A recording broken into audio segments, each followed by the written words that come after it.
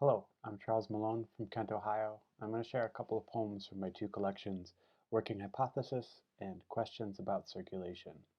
Working Hypothesis, I think, is a playful collection that's about the intersections of poetry and science, creativity, wonder, and even jokes and hoaxes and play. The first poem I'm going to read is called Beneficial Insects. I want you to look at me the way you look at the eastern Dobson fly. Like I could bite your finger right off, though I can't. Or like I was once a Helgramite, an alien child. Like my biology has its own rules, which it does, and we know this. I want you to look at me with interest when I lean in for a kiss in a cinematic shaft of light beneath Breakneck Bridge. Our wet bottoms on a mossy boulder below the waterfall. Downstream, a fisherman and his daughter turn stones looking for bait.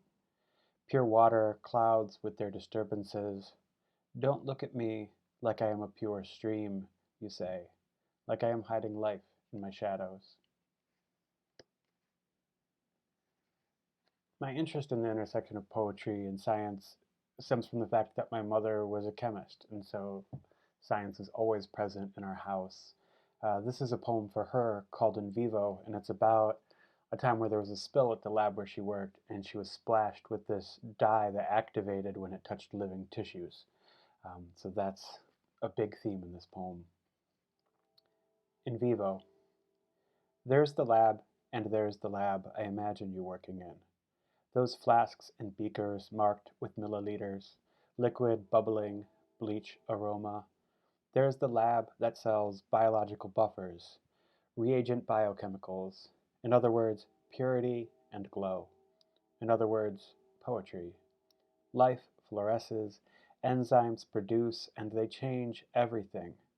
You make a chemical that reads the way I want to, and come home lit purple. An accidental spill, by design, living tissue activates a dye, alive, alive, alive, each splotch asserting, reading, if there was an analog, a way to cover a stanza in an agent that would show us which parts breathe. Horace wrote about reading a man to death. Here, the chemical opposite. In death, cell tissues ash, structures reduce to inky carbon, even illumination ends. Growing up in rural Geauga County, I came down to Kent, studied here, moved out west, and took a lot of odd, fun, strange, uncomfortable jobs along the way, and a lot of them are captured in this poem called Resume. The job was to cut the grass, trim the hedges, pull the weeds. It was to scrape the paint, then paint the paint. I was to cover the naked paper with ink or graphite, words and images from nothing. To place the washing machine on a dolly and lower it down the stairs. I was paid for a week's training to go door to door as a census taker, but I was never sent out to take the census. The job was to dip a plastic cup into the water over and over, counting mosquito larvae before poisoning them. I swept the halls and cleaned the courtyard. The job was to write down carefully what she wanted to do with her life. Some days I had to ask the students why they drank in the dorm, even though I knew why they drank in the dorm. Hearing about sexual assault is difficult, but not the most difficult. To clean up the trail of blood at 3 a.m. The job was to call for the 72-hour psychiatric hold. It was to run the string trimmer along the outside of the penguin enclosure and the whale tank before the park opened. I was discouraged from rhyming or using the word soul. Pull the sap buckets down from the cold taps and dump them into the horse-drawn cart.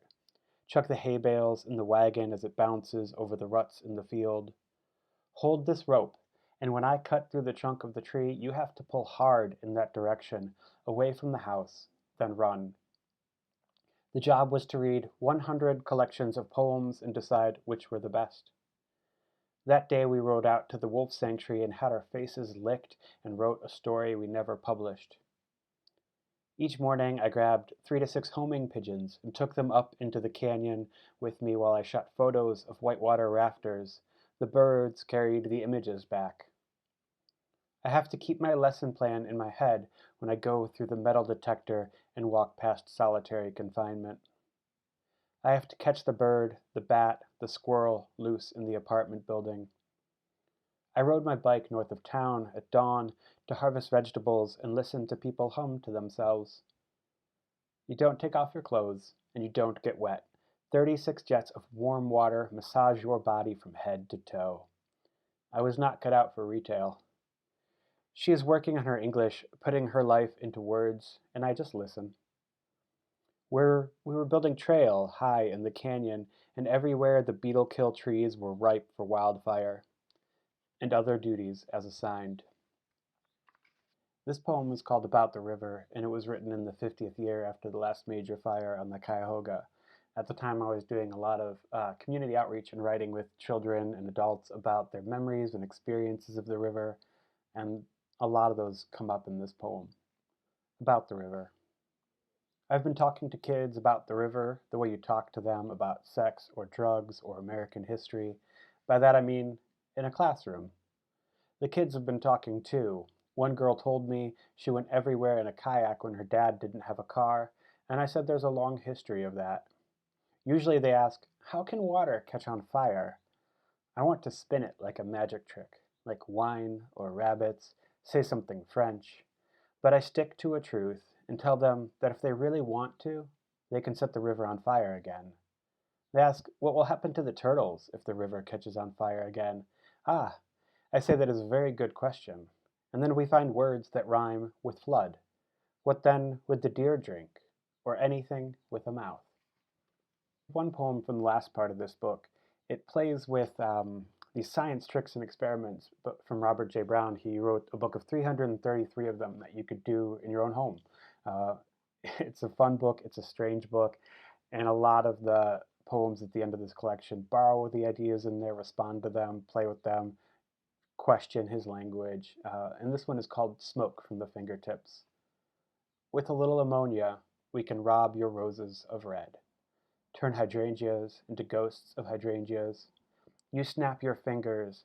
A coil of white smoke spells either wonder or cheap trick or we are out of matches now, aren't we?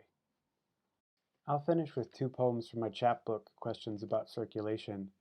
The first is called The House Fire, and when I was young, a house across the street from ours had a natural gas problem and exploded. And that's the kind of thing you remember. And one of the images that really stuck with me was all of the pages of books that were sort of sent into the night. Um, yeah, The House Fire. Methane cuts through water, a rising bubble, an earth aneurysm. As we quake the fire out and heat and eat and winter and pave so the kids can drive off to bigger and bigger cities. Then, like a waterfall reversed and powering up into the night sky, everything converts to light. The force of the explosion shakes the school. The middle school concert band hesitates, continues. Burnt pages float on the surface of an irrigation pond, a farmer's library, a house full of flammable, shredded and reassembled by accident, tiny scraps, individual words, pieces of letters, the strangest precipitation. Back home to Ohio wasn't necessarily an easy thing. It was a difficult choice. It was the right choice. But I struggled with it when we first came home. And then I think a lot of that comes through in this poem called No Farther, This is the Place. I tell myself coming home is part of the natural order, like I'm a damn pigeon. I walk through the forest, the abandoned farm, wildflowers throat deep. I tell you I love this landscape. It is comfortable. We sink into intricacy, moss, redcaps, the skin of a garter, the pelt of a rabbit, texture, pattern, gradient. I long for the other places I've been. Split nature, cross purposes, mountains, canyons. Love is a governor, bathed in the unsteady light of October. I want to walk until we are muddy, out of breath, and thirsty to the point of worry, then go home to roost and coo.